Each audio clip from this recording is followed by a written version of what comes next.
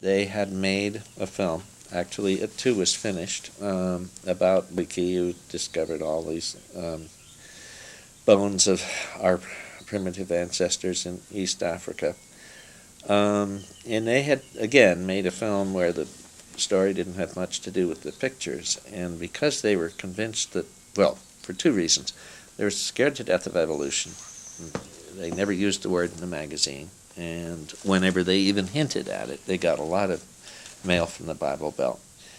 And two, they were convinced that what Leakey did, Stones and Bones, was inherently boring and uninteresting, not dramatic. So they thought they had to make a story that deftly avoided all this.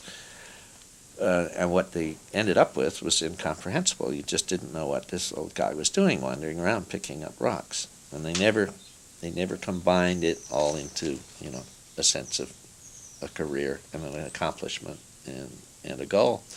It was all monkeys in the tent poles and, the game he would see driving to work. But when he got to work, nothing happened.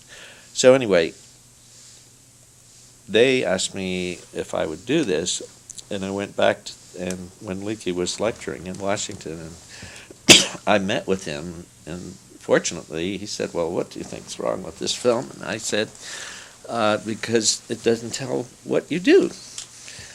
And he was terribly pleased, and of course that's what disappointed him most. So we were off to the races, and I went to Africa and shot that, and had another editing process, and that's the second show I had on. That was more complicated than things I'd done before, because there was a lot of existing film, and some of it was quite good.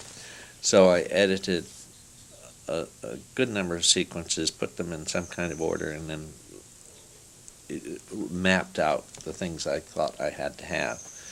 It was largely Leakey.